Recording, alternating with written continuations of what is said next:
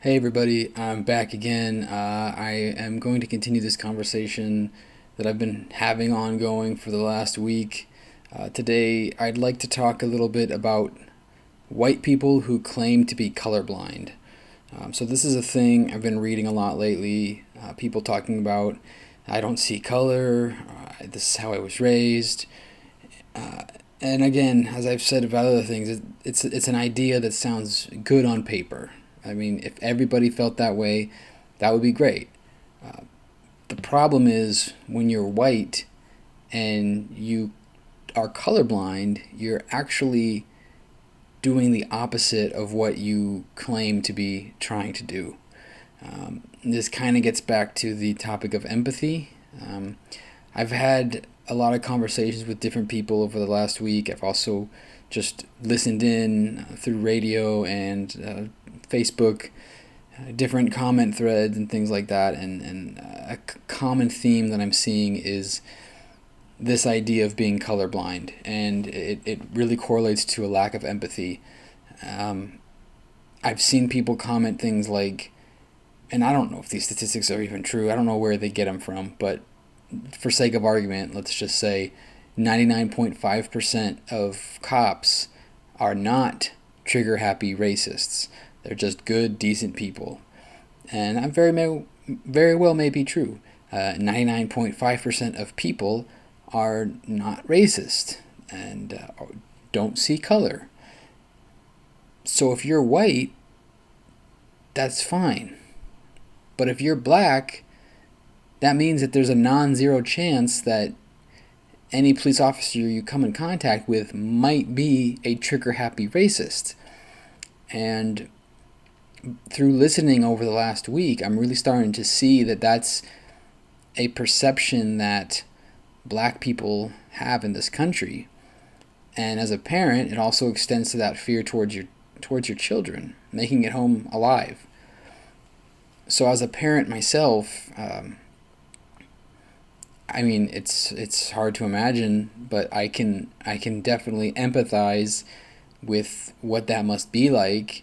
And so again, same sort of phenomenon with All Lives Matter.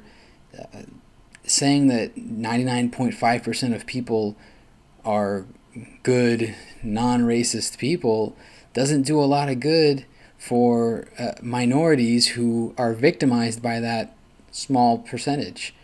It's to me, it's much like the same rationale that people use for COVID. I mean, we're approaching 109,000 deaths right now, but you got people who comment that, oh well, only actually 0.004% of the population will die from it, or even be infected.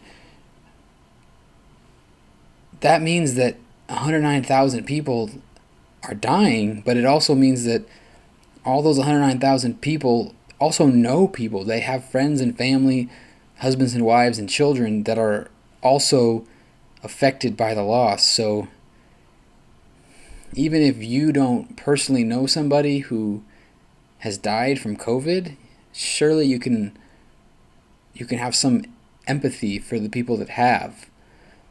And it's the same thing. It's interesting that these are both things that are happening in our world right now. But you need to step out of your own reality. You're white and you don't see color. That's great. But if you're black, you absolutely see color because it dictates your whole life. People just, I don't know what it's going to take. I mean, I have to believe that oftentimes people that speak up the most are the ones that are the most upset about something, or the ones that just have the most outspoken beliefs. A lot of times it just means you're just doing more talking than you are listening. So maybe that's part of it also. The people that I'm hearing talk the most are the people that aren't taking time to listen. I've definitely been doing my fair share of listening, but at the same time, the message I'm hearing from the black community is that they need people like me people who are white, people who are privileged, to speak up on this as well, and to be the other side to that conversation. I mean, I'm in the most privileged demographic there is. I'm straight white male, but I can appreciate the fact that I am privileged. I can accept that, and it's just unfortunate that the fact of people not being able to recognize that is holding back on the forward progress of this 400 plus year long journey that America is going through. Numbers can be misleading. They say stats, numbers don't lie, but they can definitely be picked and chosen for pushing forward the agenda that you want to push forward. If you think that it's good that 99.5% of cops won't kill you if you're black, that also means that 0.5% of them will. Getting it back for me personally, we lost our first child, and I think I've mentioned it on the podcast before, but I haven't really told the story yet, and I still intend to, because child loss is it fits in the 10th man concept, in that losing a child, and particularly losing a baby, is a very taboo subject, I think, because it's just very sad and uncomfortable, I think, to talk about, because we as a society don't always deal with death really well. We don't necessarily know how to deal with it in reality. So I'm not going to tell the whole story right now. I do intend to, when I feel like the time is right, but right now I'm just bringing that up because, well, a couple of reasons. For one, the numbers part. Okay, so we're talking about 99.5% of cops are colorblind, right? So, that's great.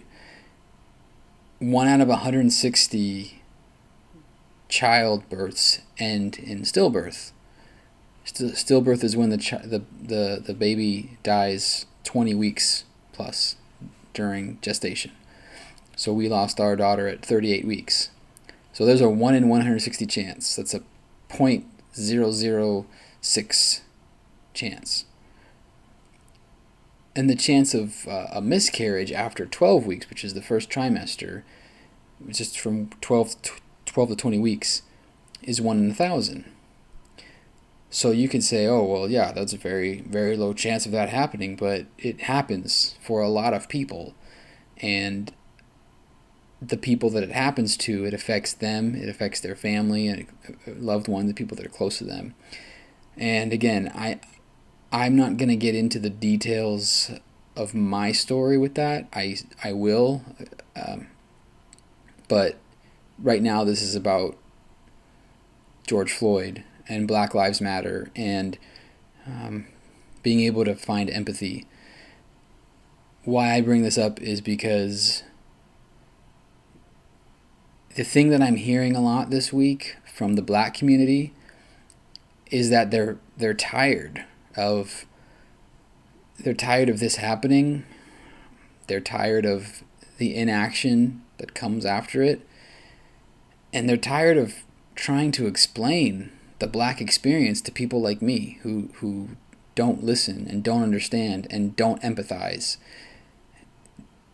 They're just tired. They don't want to have to teach the white community how to not be racist, how to have empathy, how to see what's in front of their eyes. I can't relate to the black experience.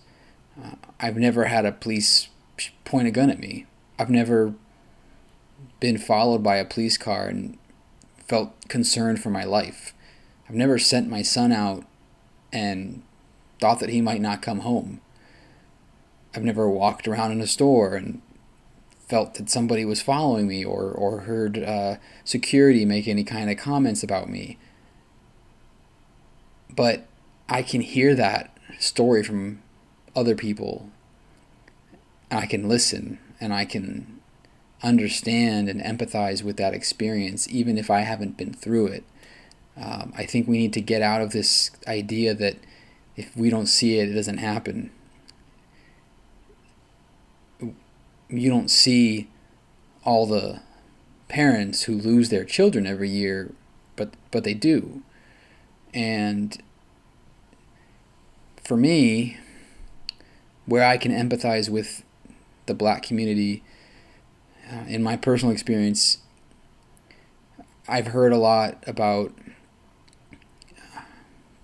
Black people being tired, like I said, not having the energy anymore to explain what they need. When you're grieving, as a lot of people, myself included, for George Floyd, we're grieving for George Floyd. But when you're grieving, you don't want to explain to people what you need. You need them to be there and understand and empathize. When we lost our daughter, we had people asking what they can do for us. I couldn't tell you what you could do for me. I barely had the will to get out of bed in the morning. We needed people to be there to comfort us and to just listen and be a person that can be there to support us. And I think that's part of what's missing in this experience for the Black community. I think that they're feeling that they're on their own with this, that when this happens, we do things like what I'm doing right now. We talk about it, we talk about our outrage, and we agree with Black Lives Matter, but then we move on, and it just gets to be another thing that happened. Eric Gardner, Philando Castile, Walter Scott. I don't want that to be what this is, and I honestly don't think that that's what's going to happen now, because the egregiousness of what happened was just so unbelievable. I'm still processing what happened. I think that even in myself, that I was in a certain level of shock after witnessing the footage of what happened to George Floyd. It's just something that nobody should ever experience, and just the greatest injustice that I've ever seen, that I can think of, to just have your life taken from you like that. So I do think that this time may be different. I hope so. It's going to take a lot more than just me sitting here on my soapbox, but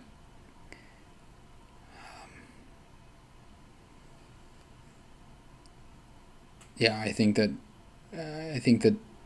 this might be the start of something moving more aggressively in the right direction.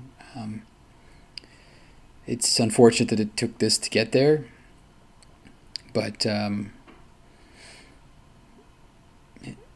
yeah, just remember that, when you're talking numbers, we lost our daughter. We weren't supposed to, but we did.